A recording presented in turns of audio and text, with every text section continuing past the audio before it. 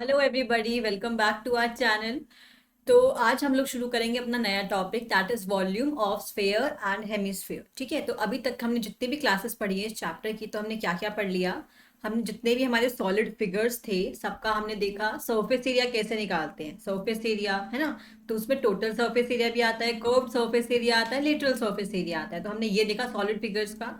और जितने भी सॉलिड फिगर्स थे, है ना, जो भी 3D फिगर्स हमने देखे, इन सबका हमने देखा क्या, हमने देखा वॉल्यूम। किस किस का देखा, क्यूबॉइड का, क्यूब का, देन हमने देखा सिलेंडर का, देन कोन का।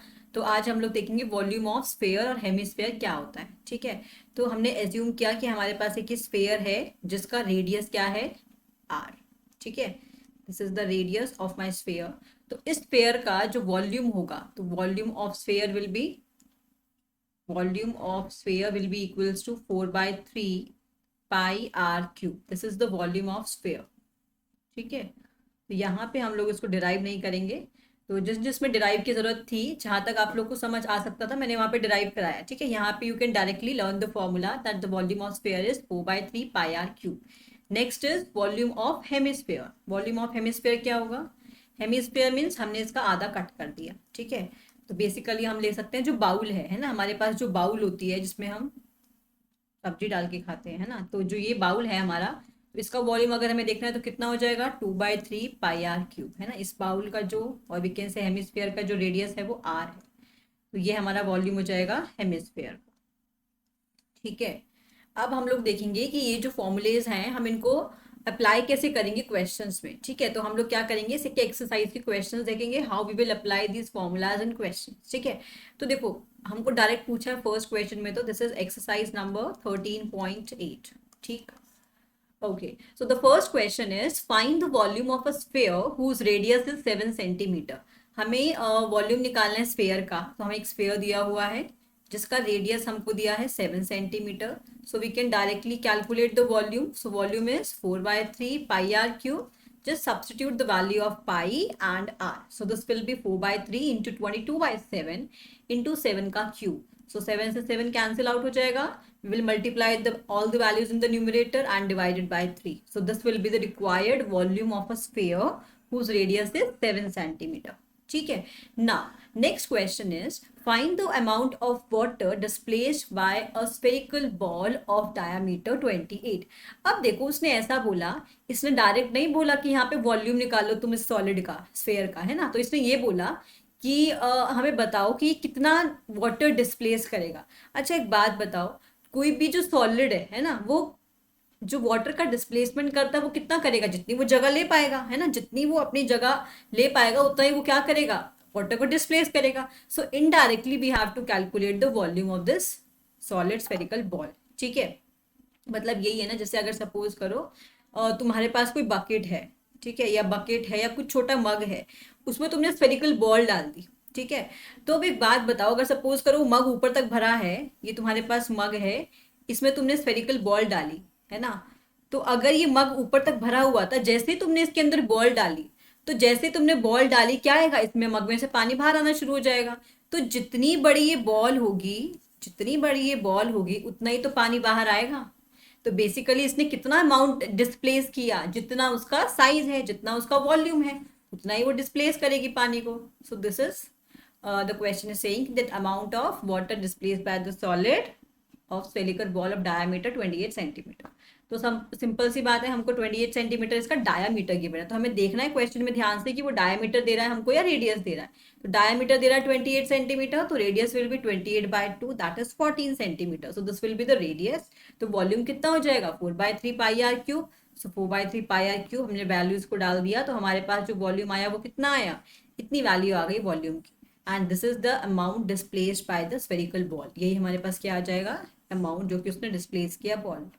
ठीक है, now next question is, now this time the diameter is 0.21 metre. तो 0.21 मीटर है, तो हमारे पास आंसर भी मीटर्स में आएगा, मीटर क्यूब में आएगा। तो अगर रेडियस डायमीटर 0.21 मीटर है, तो रेडियस कितना आ जाएगा, 0.21 मीटर डिवाइडेड बाई 2। ठीक है, दिस इज द रेडियस। तो वॉल्यूम कितना आ जाएगा स्फेरिकल बॉल का, 4/3 pi are cube. This will be the volume. So this is 4/3 and substitute the value of are. तो अगर इसको हम 0.21/2 को थोड़ा सिंप्लीफाई करेंगे तो डेसिमल हट जाएगा, तो डिवाइडेड बाय 100 हो जाएगा, तो this will B 21 divided by 200। ठीक है, जो हम आर जो यूज करेंगे वो 21/200 यूज करेंगे। तो substitute these values here, so after solving this we will get 0.004851। This is the volume. तो यहाँ पे हमारे जो अमाउंट होगा जो इससे डिस्प्लेस करेगा स्फेरिकल बॉल, वो कितना आ जाएगा 0.00485। ठीक है, this is the amount displaced by the spherical ball. ना मेरा अगला क्वेश्चन क्या है, the volume of a metallic ball, sorry not volume, this is the diameter, the diameter of a metallic ball. एक बॉल है मेरे पास जो कि स्फेरिकल शेप में ही होगी, ऑब्वियसली बात है। तो इसका जो डायमीटर है that means this whole value, this is 4.2 centimetre. ठीक है, the whole diameter is 4.2 centimetre. What is the mass of the ball, we have to calculate the mass. ठीक है ना, हमको वॉल्यूम नहीं निकालना, बट हमको मास चाहिए, and we know that density equals to mass upon volume. तो mass will be equals to density into volume. तो हमें डेंसिटी पता है और वॉल्यूम पता है, तो मल्टीप्लाई करके वी विल गेट मास। ठीक है, तो अब देखो वॉल्यूम तो हम लोग निकाल लेंगे क्योंकि हमारे पास जो इसका डायमीटर गिवन है स्फेयर का, है ना, इस मेटालिक बॉल का स्फेयर का डायमीटर हमको गिवन है, तो we can directly calculate the radius from here. और अगर रेडियस आ जाता है तो we can calculate the volume. ठीक है, वॉल्यूम तो सॉर्टेड है। अब बात आती है डेंसिटी की, तो व्हाट इज डेंसिटी, तो यहाँ पे डेंसिटी उसने ऑलरेडी दिया हुआ है। If the density of the metal is 8.9 ग्राम पर सेंटीमीटर क्यूब, बिकॉज जो डेंसिटी की यूनिट है वो क्या होगी, m/v ना। तो मास क्या होगा, ग्राम्स में दिया है, और जो वॉल्यूम है वो कितना होगा, मीटर क्यूब्स में होगा या सेंटीमीटर क्यूब्स में होगा। तो यहाँ पे g/सेंटीमीटर क्यूब, ये जो यूनिट है ना, this is the unit of density. तो अगर इसने डायरेक्ट डेंसिटी नहीं भी दिया होता तो हम इसको पहचान सकते थे कि इसकी यूनिट से, है ना। तो हमारे पास आ गया ये डेंसिटी। तो अब क्या करेंगे, वॉल्यूम निकालेंगे फर्स्टली। तो वॉल्यूम कितना आ जाएगा, 4/3 πr³। Substitute the value of are, तो यहाँ पे सॉल्व करके हमारा इतना आ गया। ठीक है, यहाँ वॉल्यूम आ गया। तो अभी हम इसको है सिंप्लीफाई नहीं कर रहे क्योंकि अभी आ गया हमें इसे डी से मल्टीप्लाई करना है, डेंसिटी से भी, है ना। तो अब हमको क्या चाहिए, मास चाहिए, and we know that density equals to mass upon volume. तो mass will be equals to density into volume. तो डेंसिटी हमारा कितना है 8.9, वॉल्यूम इज जो अभी हमने पीछे कैलकुलेट किया। तो यहाँ पे वैल्यूज डाल दो, तो ये जो हमारा मास आ जाएगा इसको सॉल्व करके, तो मास ऑफ द मेटालिक बॉल है वो कितना आ जाएगा, 345.39 grams. This is the mass of the metallic ball. ठीक है, तो यहाँ पे हमें क्या बोला गया, तो यहाँ पे डायरेक्ट वॉल्यूम नहीं पूछा लेकिन हमको मास पूछ लिया, जहां पे इनडायरेक्टली हमको वॉल्यूम निकालना ही पड़ेगा। पहले तो वॉल्यूम निकाला, डेंसिटी का यूज किया, then volume into density that will be equals to, sorry volume into, हाँ, density that will be equals to the mass of the ball. ठीक है ना, अगला क्वेश्चन क्या कह रहा है, the diameter of the moon. अच्छा, अब ये जो मून और अर्थ वाला क्वेश्चन है ना, आई गेस हमने पहले भी किया हुआ है किसी एक्सरसाइज में ऐसा सेम क्वेश्चन। तो कुछ रिलेशन दिया होगा हमें दोनों के रेडियस में।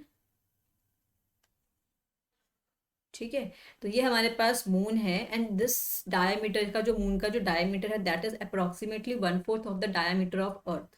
मतलब ये अगर सपोज करो अर्थ का डायमीटर है और ये मान लो मून का डायमीटर है, तो इसने बोला मून का जो डायमीटर है ना 1/4 है अर्थ के डायमीटर से। सपोज करो जो अर्थ का डायमीटर है वो डी है, तो इसका जो मून का जो डायमीटर होगा वो d/4 हो जाएगा। सही बात है। फिर अगर मान लो इसका जो अब जैसे डायमीटर्स के बीच में रिलेशन है वैसे ही रेडियस के बीच में रिलेशन होगा, because they are directly proportional to each other. तो अगर इसका रेडियस r है तो इसका रेडियस विल बी r/4, है ना। तो यही हमने किया, हमने क्या कर लिया, हमने क्या किया, रेडियस मान लिया इसका r, और जिसका डायमीटर हो जाएगा वो कितना हो जाएगा, रेडियस ऑफ अर्थ का 1/4, है ना। तो यहाँ पे हमने ये देखा कि जो रेडियस है अर्थ का that will be equals to R, and जो रेडियस होगा मून का that will be equals to r/4। ये हमारे पास है काम की बात, इन दोनों के रेडियस के बीच में रिलेशन। ठीक है, हमें क्या चाहिए, we have to find the fraction of volume of earth and the volume of moon. मतलब हमें वॉल्यूम ऑफ अर्थ चाहिए, वॉल्यूम ऑफ मून चाहिए, दोनों का फ्रैक्शन चाहिए। ठीक है, तो अब इसकी हेल्प से we can calculate the volume of earth 4/3 πr³। इसकी हेल्प से we can calculate the volume of moon. तो volume of moon will be 4/3 pi, और r की जगह इट विल बी r/4, तो r/4 का क्यूब, है ना। तो इनको डिवाइड कर दो, उनका फ्रैक्शन निकाल दो, because we have to calculate VE/VM, है ना, यही हमको कैलकुलेट करना है। तो हमने वही किया, वॉल्यूम ऑफ अर्थ निकाला, वॉल्यूम ऑफ मून निकाल लिया। तो वॉल्यूम ऑफ मून निकाला तो यहाँ से पाई आर क्यूब बाय 48 आ गया। तो volume of earth divide by volume of moon कितना आ जाएगा, 4/3 पाई आर क्यूब तो था वॉल्यूम ऑफ अर्थ, और वॉल्यूम ऑफ मून कितना आया, पाई आर क्यूब डिवाइड बाय 48। देखो पाई से पाई गया, आर क्यूब से आर क्यूब गया, इसको सॉल्व कर दो, 4/3 इंटू 48/1 आ गया। तो इसको सॉल्व करेंगे तो this will be 3 1 3, 3 6, so this will be 64 divide by 1। तो अगर तुमसे पूछा जाए volume of earth divide by volume of moon निकालना है तो दिस विल बी 64/1, और अगर volume of moon divide by volume of earth का फ्रैक्शन पूछा जाए this will be 1/64। We will reciprocate this, ठीक है। तो this is the fraction of volume of earth and volume of moon, ठीक है। This is the question. तो यहाँ पे हमने कुछ भी नहीं किया, सिंपल हमने दोनों का वॉल्यूम निकाला। बस यहाँ पे हमें ये देखना है कि जो एक का जो अर्थ का जो रेडियस है, हमने अर्थ के रेडियस को या मून के रेडियस को जिसको भी बोला जाए तो we will relate the radius of one object to the other, ठीक है, वही रिलेशन के हिसाब से, बिकॉज तभी हमारा वो आर कैंसिल हो पाए, otherwise we can not cancel that, right ना। अगला क्वेश्चन क्या बोल रहा है, how many litres of milk can a hemispherical bowl of diameter 0.5 centimetre hold. अब देखो, अब ऐसे ना इसको क्वेश्चन में डायरेक्ट नहीं बोलता कि वो हमने वॉल्यूम निकालना है, तो कभी कभी बोल देगा, कभी कभी हमको पहचानना पड़ेगा। क्या बोला है, कितने लीटर जो है मिल्क वो होल्ड कर सकता है, भाई वही वाली बात है ना कि इसके अंदर हम कितना अमाउंट हम डाल सकते हैं मिल्क का, तो दैट इज बेसिकली वॉल्यूम, है ना। तो डायरेक्टली नहीं बोलेगा कि वॉल्यूम निकालो, इस तरीके से बोलेगा, litres of volume milk can be a hemispherical ball of diameter 10.5 centimetre हो, है ना। तो एक बाउल है जिसका जो डायमीटर है वो 10.5 सेंटीमीटर है, ठीक है। तो इसका पहले हमको रेडियस निकालना पड़ेगा, तो रेडियस विल भी 10.5 का आधा, तो यानी 105/20, ठीक है। इसको फर्दर सिंप्लीफाई भी कर सकते हो आप यहाँ पे कैंसिल आउट करके। तो रेडियस आ गया हमारा इतना, हमें क्या चाहिए, volume of this hemispherical ball, है ना। Volume that will basically the capacity, है ना, तो कितना होल्ड कर पाएगा, यानी हमें इसका वॉल्यूम निकालना है, और we can see the capacity. तो वॉल्यूम कितना हो जाएगा, 2/3, बिकॉज हेमिस्फेयर है, तो हेमिस्फेयर का वॉल्यूम क्या होता है, 2/3 pi are cube. Substitute the value of are, तो 105/20 इंटू 105/20 इंटू 105/20, इसको सिंप्लीफाई किया तो हमारे पास ये आंसर आ गया इन सेंटीमीटर क्यूब। बट यहाँ पे जो क्वेश्चन है इसमें इसने बोला है कि we have to calculate it is in litres, we have to calculate in litres, तो convert this centimetre cube into litres. तो हमें पता है कि 1000 सेंटीमीटर क्यूब्स में 1 लीटर अगर होता है तो 1 सेंटीमीटर क्यूब में कितना होगा, 1/1000 लीटर्स होगा, है ना। और हमको चाहिए इतने सेंटीमीटर क्यूब में, तो 303.1875 इतने सेंटीमीटर क्यूब में कितने लीटर वॉल्यूम होगा, 1/1000 into 303.1875 litres, that will be the required volume, और we can say capacity in litres. तो इसको सॉल्व कर देंगे तो approximately we will get 0.303 litres approx, ठीक है। So this is the volume of the hemispherical bowl, ठीक है ना।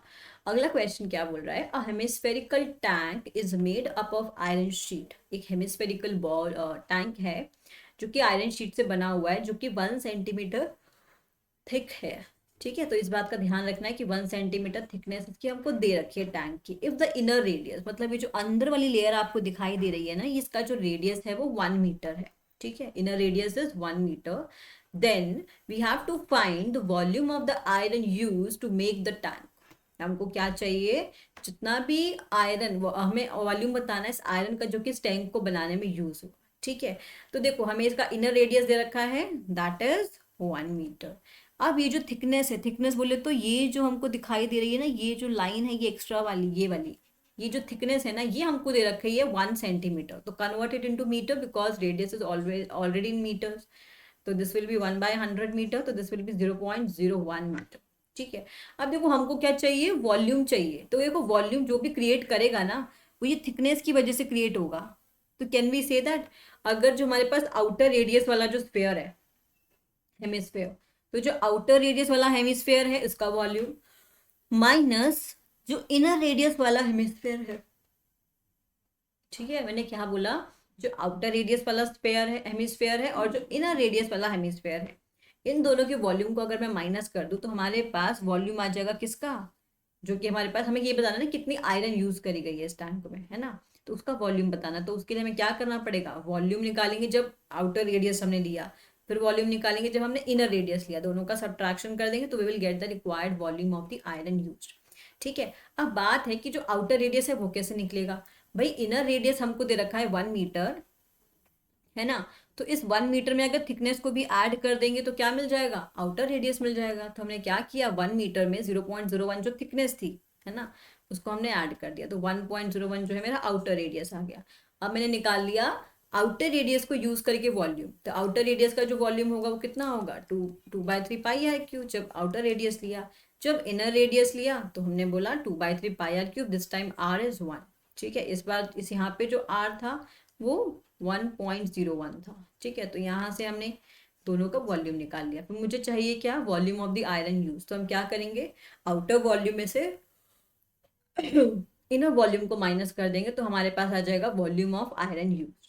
ठीक है, तो यहाँ पे जब भी इसको सॉल्व करना हो ना, देखो यहाँ पे क्या करो आप लोग, 2/3 पाई आर का क्यूब, मतलब 1.01 का क्यूब था, माइनस 2/3 पाई आर का क्यूब, है ना, तो 2/3 और जो पाई था ये तो दोनों में कॉमन था ना, 1.01 का क्यूब माइनस 1 का क्यूब। तो यहाँ पे आप इसको सॉल्व करके भी सब्ट्रैक्ट कर सकते हो, अदरवाइज यहाँ पे आइडेंटिटी भी लगा सकते हो, तो उससे तुमसे डायरेक्ट इजीली सॉल्व हो जाएगा, ए क्यूब माइनस बी क्यूब की आइडेंटिटी, है ना। तो जब भी कुछ ऐसा आए तो जस्ट ट्राई की कोई आइडेंटिटी लगा के हम इजीली सॉल्व कर पाए। ठीक है, तो जब इसको सॉल्व करोगे तो आपका जो आंसर आ जाएगा that will B 0.0366348। This is the volume of the iron use, मतलब ये जो हमारे पास ये लेयरिंग दिख रही थी ना आपको ये टैंक के अंदर, इसका जो वॉल्यूम है ये आ जाएगा 0.03, जो अभी हमारा आंसर आया, इतना ये जो वॉल्यूम है, इतना मीटर क्यूब आयरन जो है हमारा यूज होगा। ठीक है ना। अगला क्वेश्चन क्या बोल रहा है, find the volume of sphere, मतलब हमको वॉल्यूम निकालना है। If the surface area of sphere जो है हमको दे रखा है 154 सेंटीमीटर स्क्वायर। अब हमारे पास वॉल्यूम निकालने के लिए हमको चाहिए आर, बट आर तो हमको नहीं दिया, बट हमको दिया है सरफेस एरिया। सरफेस एरिया क्या होता है, 4 पाई आर स्क्वायर, तो 4 पाई आर स्क्वायर इज 154। तो यहां से हम लोग क्या कर सकते हैं, डायरेक्ट आर की वैल्यू को कैलकुलेट कर सकते हैं। ठीक है, तो यहाँ से जब इसको सॉल्व करोगे तो आर मिलेगा, इस आर को we can directly use here, है ना। तो अब यही करा हुआ है, यहाँ से इसको कंपेयर करेंगे तो when we will solve this we will get r square is equals to 154/4 pi, substitute the value of pi 22/7, इसको सॉल्व कर देंगे। तो सॉल्व करने के बाद आर स्क्वायर जो है 7/2 का होल स्क्वायर आएगा। तो अगर आर स्क्वायर 7/2 का होल स्क्वायर है तो आर की वैल्यू कितनी आ जाएगी, 7/2। अब आर आ चुका है तो वॉल्यूम भी आ जाएगा, तो वॉल्यूम क्या होता है, 4/3 पाई आर क्यूब। तो आर की वैल्यू को यहाँ डाल दो, सॉल्व कर दो, इसको आंसर आ जाएगा 179 2/3 सेंटीमीटर क्यूब। ठीक है, दस the required volume of the sphere is 179 2/3 centimetre cube. This is the volume of the sphere. तो यहाँ पे इसने डायरेक्ट वॉल्यूम, इसने वॉल्यूम पूछा बट डायरेक्ट इसने रेडियस नहीं दिया, तो इस तरीके से वो क्वेश्चन को घुमा के पूछ सकता है। यहाँ पे जैसे सरफेस एरिया दे दिया है ना, ऐसा हो सकता है कि हेमिस्फीयर का केस हो तो कर्व्ड सरफेस एरिया दे दे, तो वहां से पहले हमको आर निकालना पड़े फिर उसके बाद वॉल्यूम निकाले, तो थोड़ा सा वो घुमा के पूछ सकता है डायरेक्टली पूछने की जगह। ठीक है ना, अगला क्वेश्चन है the dome of a building is in the form of hemisphere. ठीक है, कुछ डॉम है ऐसे हेमिस्फेरिकल शेप का। From inside it was white wash at the cost of इतना, if the cost of white washing is, अच्छा ये कुछ ऐसा ऐसा हो गया। देखो हमने शुरू में ऐसे बहुत क्वेश्चन किए हैं जब हमें कॉस्ट निकालनी होती है टोटल, है ना, या तो हो सकता है कि हमें पेंट की निकालनी हो या कुछ फेंसिंग वगैरह की हो, मतलब जो भी है हमको कॉस्ट निकालनी है। तो हम क्या करते हैं, हम लेते हैं कि हमारे पास टोटल एरिया जितना था, है ना, सपोज करो हमने टोटल सरफेस एरिया लिया या कर्व सरफेस एरिया लिया, तो टोटल एरिया उसको हम मल्टीप्लाई कर देते हैं cost of 1 metre square area से, है ना। मतलब जो 1 मीटर स्क्वायर के लिए जो हमारे पास कॉस्ट आया उसको हम टोटल एरिया से मल्टीप्लाई आएंगे तो करेंगे तो हमारे पास टोटल कॉस्ट आएगी। But this time total cost is given to us, यानी this quantity is given to us, है ना, and cost of 1 meter square is also given to us, ये भी हमको दिया ही हुआ है। तो we have to find the inside surface area of the dome, मतलब हमको यहाँ पे टोटल एरिया निकालना है। तो टोटल एरिया कैसे आ जाएगा, इन दोनों को डिवाइड कर देंगे, तो यही हमको करना है। ठीक है, तो हमने क्या किया, total cost of white washing is इतना, cost of 1 metre square of white washing is ₹2। तो टोटल कॉस्ट, तो यहाँ से हमारे पास आ जाएगा टोटल एरिया जो है, इसकी जरूरत नहीं है हमको, यहाँ से जो एरिया आ जाएगा वो क्या आ जाएगा, टोटल कॉस्ट डिवाइड बाय जो कॉस्ट आया 1 सेंटीमीटर और 1 मीटर स्क्वायर एरिया का। तो ये हमारे पास आ गया total surface area of the dome. ठीक है। नेक्स्ट हमको क्या निकालना है, find the volume of the air inside the dome. अब देखो वॉल्यूम के लिए हमको आर चाहिए, तो आर चाहिए मतलब अब मेरे पास कर्व सरफेस एरिया, या जो भी हमारे पास इनसाइड, हाँ जो हमारे पास सरफेस एरिया है ना, इसका कर्व सरफेस एरिया भी वो आ चुका है हमारे पास। तो कर्व सरफेस एरिया है हमारे पास ये 249.48। अब इसको अगर हम 2 पाई r² से कंपेयर करेंगे तो क्या हम यहाँ से आर नहीं निकाल सकते? तो अब इसको सॉल्व करेंगे हम लोग। सॉल्व करेंगे तो हमने पाया कि जो आर की जो वैल्यू है वो 6.3 मीटर आ चुकी है।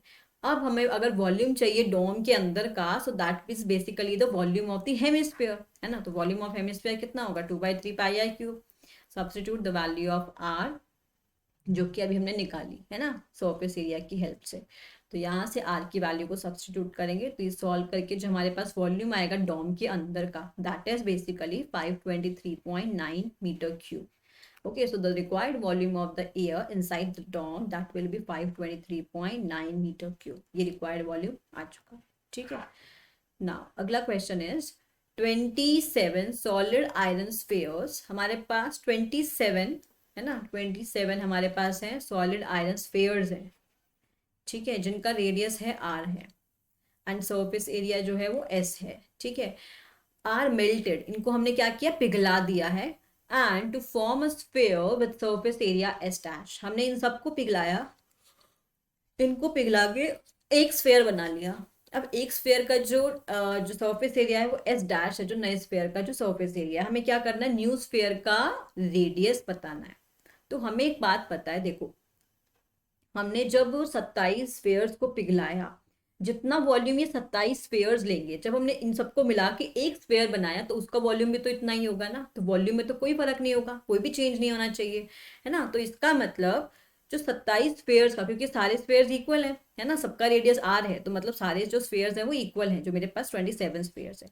तो हम ये बोल सकते हैं ना कि अगर वॉल्यूम ऑफ 27 स्फीयर्स हैं, इनका जो वॉल्यूम है that will be exactly equal to the volume of new sphere, है ना, जो न्यू स्फीयर आया। तो हम वही करेंगे यहाँ पे, और इनका रेडियस हमको अलग अलग दिया हुआ है। तो ये 4/3 27 इंटू 4/3 पाई आर क्यूब हो जाएगा, और ये 4/3 पाई आर डैश क्यूब, हमने जो नया रेडियस है उसको आर डैश बना, तो इसको सॉल्व करके यहाँ से आर डैश आ जाएगा, ठीक है। तो that will be the basic concept. तो हमने क्या किया, let the radius of the small sphere, तो छोटे वाले स्फीयर से उनका रेडियस आर है, ठीक है, ये हमको ऑलरेडी गिवन था, तो इसका वॉल्यूम इतना हो जाएगा। बट हमारे पास तो 27 पेयर्स है ना ऐसे, तो 27 का कितना हो जाएगा, 27 इंटू 4/3 पाई आर क्यूब। अब जो नया स्फीयर बनेगा बड़े वाला, जो सबको कंबाइन करके जो बनेगा नया स्फीयर, उसका जो रेडियस है वो आर डैश है, ठीक है। तो उसका जो वॉल्यूम होगा वो कितना आ जाएगा, 4/3 पाई आर डैश क्यूब। अब दोनों के जो वॉल्यूम्स हैं उसको हम कंपेयर कर सकते हैं, because both the volumes are same, ठीक है। हमने क्या किया, दोनों को कंपेयर किया, और कंपैरिजन के बाद हमारे पास क्या आया, देखो आर 4/3 तो 4/3 कट गया, पाई से पाई कट गया, तो बचा देखो 27 r cube is equals to r dash का क्यूब। इसको हम लिख सकते हैं 3r का cube is equals to r का क्यूब, तो आर डैश का क्यूब, तो आर डैश कितना आ गया, 3r। तो इसका मतलब जो हमारे पास न्यू स्फीयर होगा उसका जो रेडियस होगा ना, वो पुराने वाले स्फीयर के रेडियस से 3 टाइम्स होगा, है ना। इसका मतलब ये हुआ कि जो छोटे छोटे 27 स्फीयर से, मतलब ये बेसिकली छोटे छोटे 27 स्फीयर से मिलके बना है, और इनका जितना भी रेडियस होगा, एक स्फीयर का जो रेडियस होगा उसका 3 टाइम्स जो रेडियस होगा वो नए वाले स्फीयर का रेडियस होगा, ठीक है। Hence the radius of the new sphere is 3r. Next what we have to calculate, we have to calculate the ratios of s and s dash। s क्या था, सरफेस एरिया। तो surface area जो पुराने वाला sphere था, मतलब जो छोटा स्फीयर था, उसका जो सरफेस एरिया वो कितना था, 4πr²। और जो नया स्फीयर, जो बड़े वाला स्फीयर बना, इसका जो सरफेस एरिया है वो कितना है, 4πr की जगह 3r का होल स्क्वायर। तो हम इसको डिवाइड कर देंगे तो 4π से 4π गया, इसको जब सॉल्व करेंगे तो r²/3 9r², तो r² से r² गया। तो जो नया स्फीयर्स है उनका जो रेशियो है ना, नए का पुराने के साथ या पुराने का नए के साथ, दैट विल बी 1:9, ठीक है। तो ये हमारे पास इसका रेशियो आ जाएगा। Now next is a capsule of medicine. एक capsule of medicine is in the shape of a sphere of diameter 3.5 millimetre, है ना। कोई कैप्सूल है जो कि स्फेरिकल शेप का है, जिसका हमको डायमीटर दिया हुआ है। How much medicine is needed to fill this capsule, मतलब बेसिकली हमें देखो ये पूछना है कि इसके अंदर कितनी मेडिसिन फिल हो सकती है। दैट इज इसकी कैपेसिटी पूछ रहा है, मतलब इसका वॉल्यूम पूछ रहा है, तो हमें सिंपली वॉल्यूम को कैलकुलेट कर देना है। ठीक है, तो हमने क्या किया, डायमीटर दे रखा है हमको 3.5 mm। ठीक है, डायमीटर से हमने क्या किया, इसके रेडियस को कैलकुलेट कर लिया, तो 35 डिवाइड बाई 20 mm जो है इसका रेडियस आ जाएगा। तो वॉल्यूम क्या होता है, 4/3 पाई आर क्यूब, है ना, 4/3 पाई आर क्यूब। यहाँ पे इसने क्या किया है, मिसिंग है ये, तो ये 4/3 पाई आर क्यूब। तो इसको सॉल्व किया, कितना आ जाएगा, पाई की वैल्यू डाल दो, आर की वैल्यू डाल दो, इसको जब सॉल्व करेंगे तो भी मिल गया 22.45833, यानी 22.46 approximately that will be the quantity of medicine that is required to fill that capsule. ठीक है, सो यहाँ पे हमारा chapter number 13 that is surface area and volume हो गया है खत्म। ठीक है, अगर आप इस चैप्टर को अब करना अच्छे से, अगर आपको कहीं पे भी कोई डाउट आए किसी भी कॉन्सेप्ट में, या कोई भी ऐसा क्वेश्चन है जहाँ पे आपको दिक्कत आती है, तो you can just comment me that, तो I will resolve that query. ठीक है, तो अब हम लोग मिलेंगे नेक्स्ट क्लास में नए चैप्टर के साथ। तब तक के लिए बाय बाय, थैंक यू।